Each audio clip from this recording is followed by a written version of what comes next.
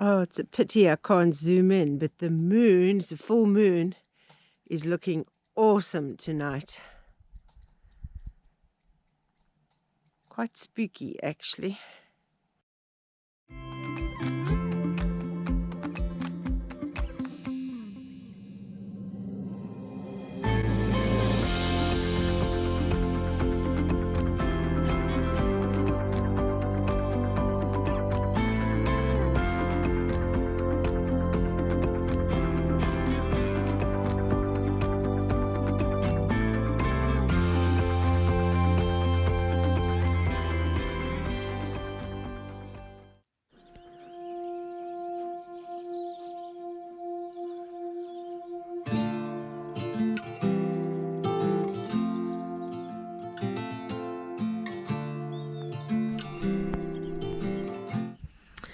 So just outside the house, there's the little wood storage area. There's the kitchen. There's the main house. At the moment, the composting toilet is just sitting there. And there's an IBC tank over here, which collects rainwater. And this area will be the bathroom with toilet, wash basin, shower. So the development of that is still in progress. And if I move from here,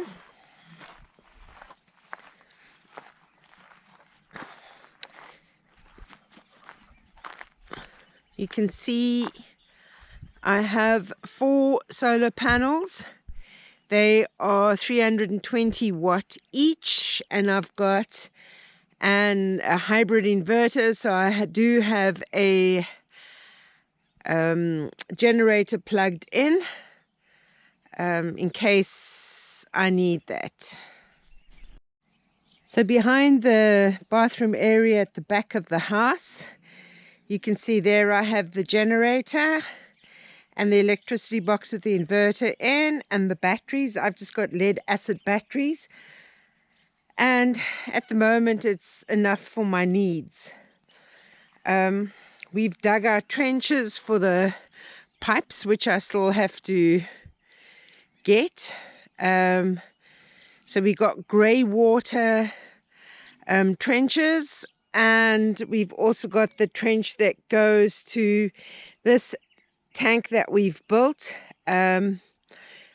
which will have worms in it and a lid on it. And this is where the toilet waste will go to. So it's going to be a vermi-composting toilet. I've used a design from Oxfam that they've used in East Africa.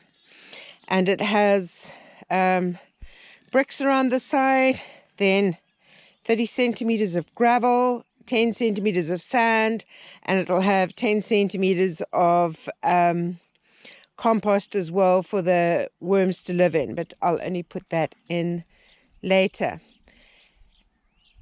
And at the end over there, where you can see just in front of those big rocks, that's where the grey water will go over there into like a little soakaway.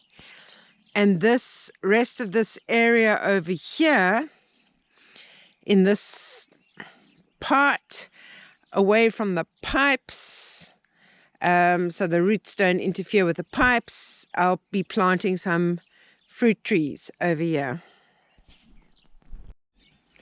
So you can see this little thorny hedge over here and very rudimentary fencing that goes around. This field over here belongs to somebody in town, as does the little field next to it. So it juts into my property.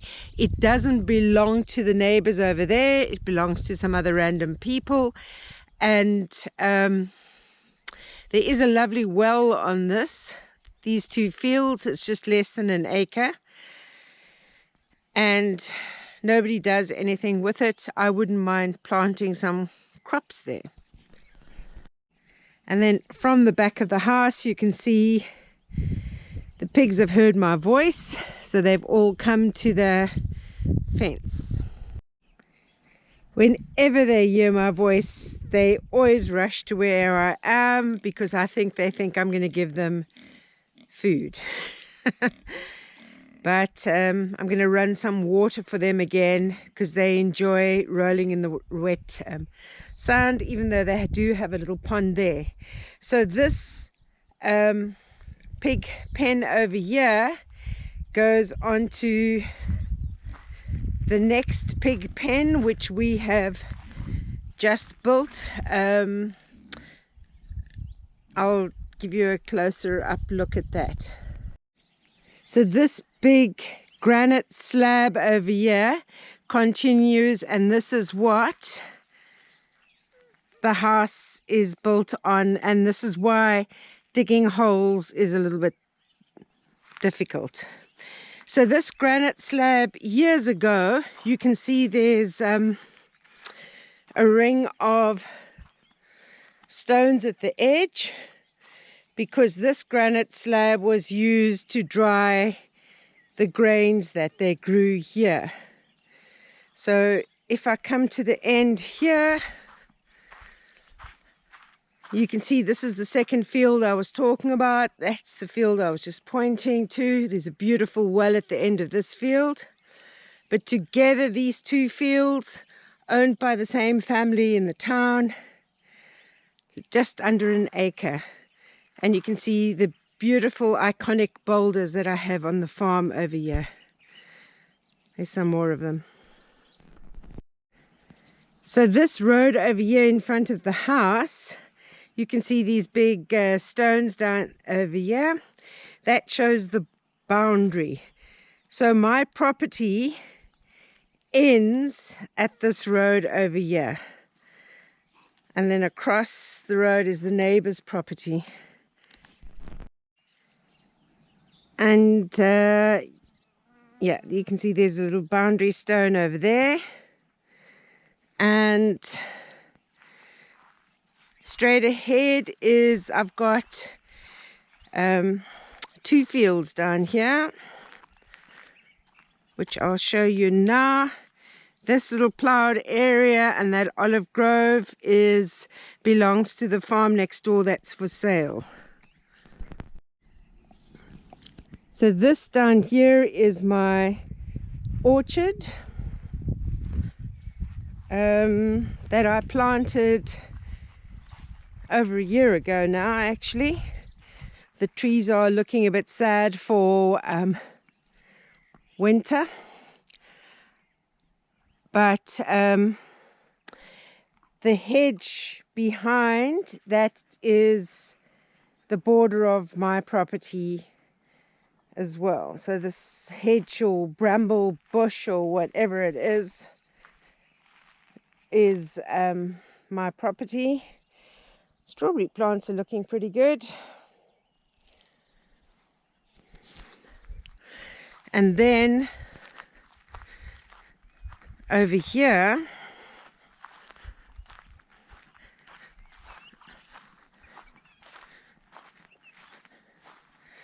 this is a spring-fed well that I have. It's quite a big well. Right, and those are the boulders that you saw from when I was standing on the large granite slab up there. And you can see rudimentary little fence over here with the neighbor's field on the other side. And where this hedge is over there, that's the border of my property. Up until there's a stone over there, just the other side of the black plastic. I don't know if you can see it, but the property ends there as well. So it just goes straight across up to the hedge over there. So I've got a vineyard that I've planted there, and I've put down some black plastic to try and kill some of the weeds which thrive over here. And every few days I run the pump to run the irrigation system that we've set up. And this is where I put the stone. You can see there's a border stone. It comes down to this stone, all the way to this stone over here. And this is my border on this farm. I'm going to be putting a fence up over here.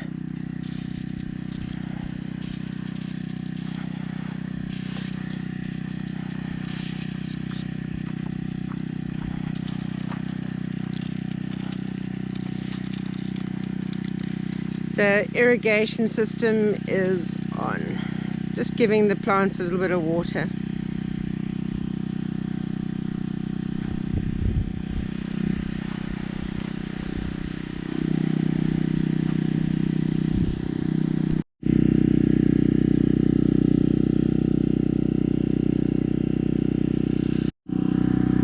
This tree is starting to just show signs of getting flower buds.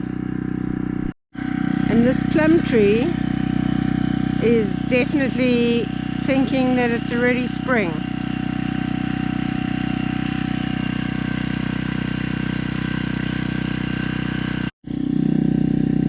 Strawberry plants seem to be getting ready to have flowers as well.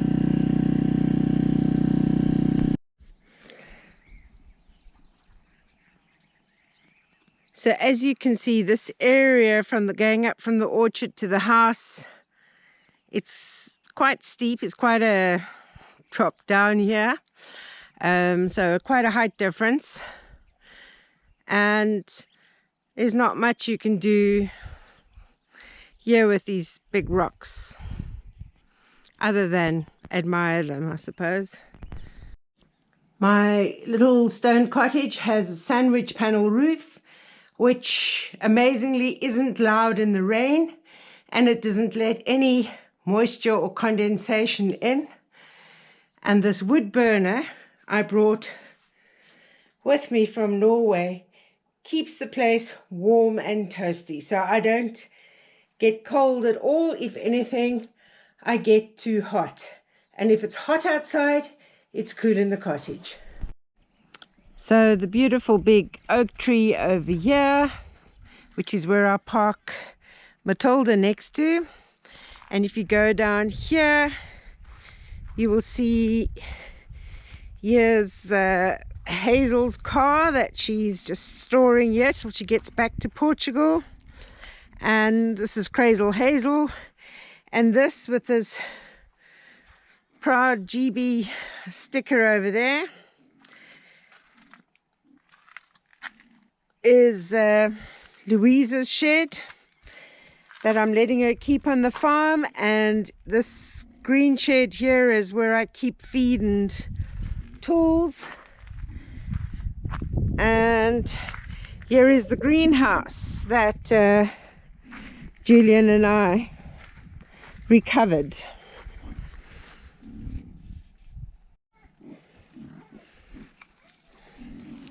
And oops, as you can see, I have started with seeds, a little bit of germination happening, not that much, but it's starting, which is good. And then I have some more on that side, but these ones were very recently planted.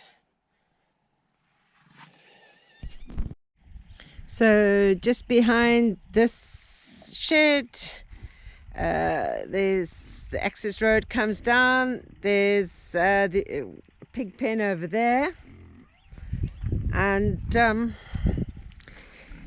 here is a whole lot of our olive branch prunings that are getting dry. I've got to come in here with the chainsaw, I think, and pruning shears and remove the leaves and see what can be used as firewood. There is the new pen we've just built, but we've still got to electrify it. And here where you hear, just behind the greenhouse, there's the greenhouse. This will eventually be, there's my composting area. And this, where you can hear the motley crew over here. It's almost feeding time, so they are expecting that now. This will be the maternity pen eventually. Are you guys waiting for food? Cocoa Pop, you're always first in line for food. Right, okay. Okay, I will feed you. I can hear you. Oh my goodness. Let me feed them before I carry on with the farm tour.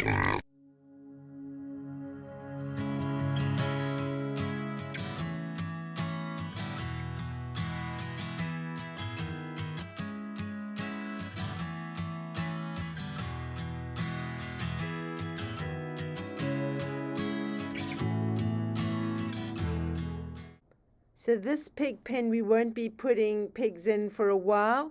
I'm planning on planting some beets and carrots and other veggies here.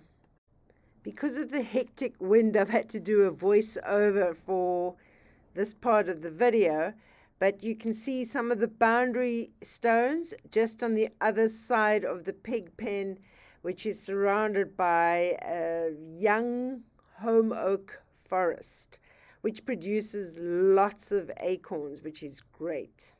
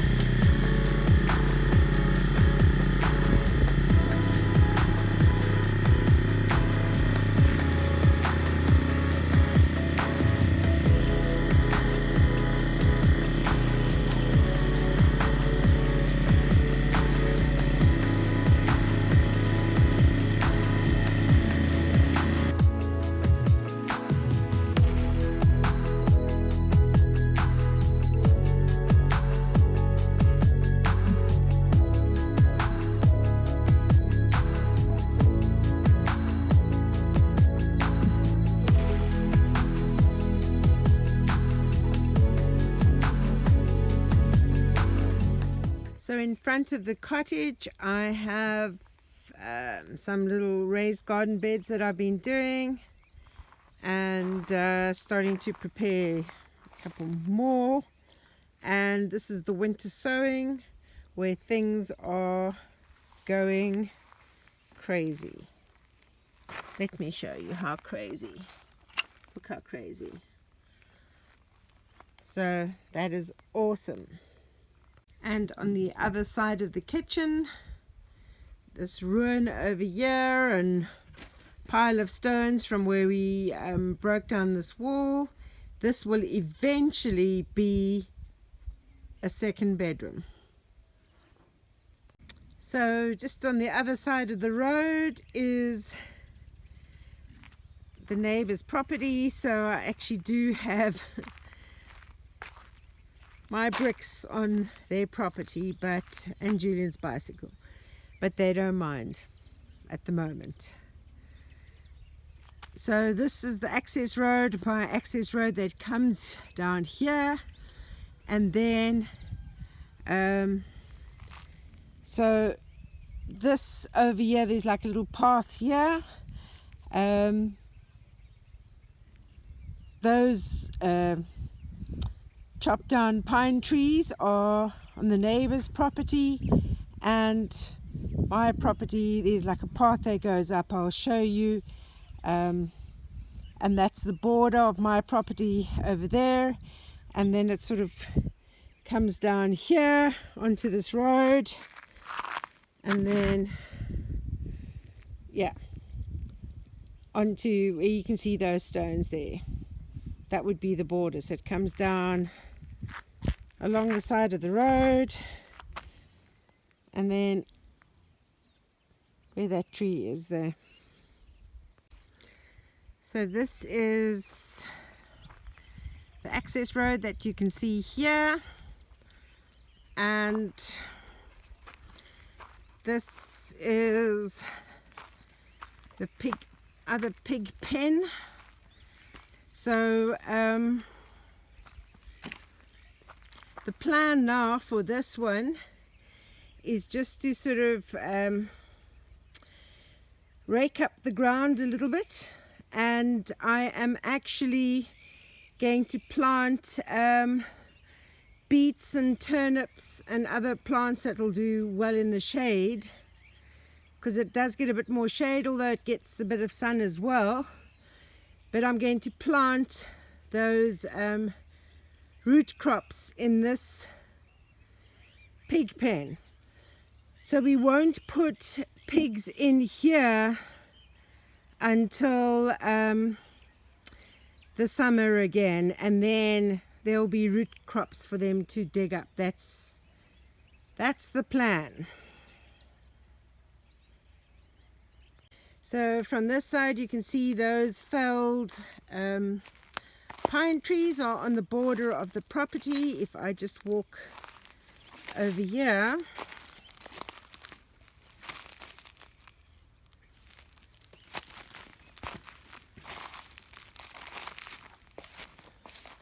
you can see there is a little path that goes up here, and this little path is basically the boundary. So this pig enclosure is a couple of meters away from the border. So this pine tree is basically just inside the neighbor's boundary. There you can see the road that comes up here. The wind has been seriously howling all night.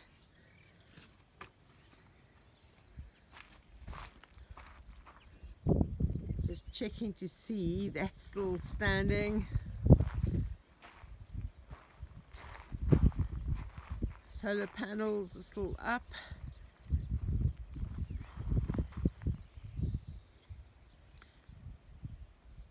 Oh, my winter sowing is still there. Time to see if the greenhouse made it through the night. Greenhouse is still standing. Brilliant.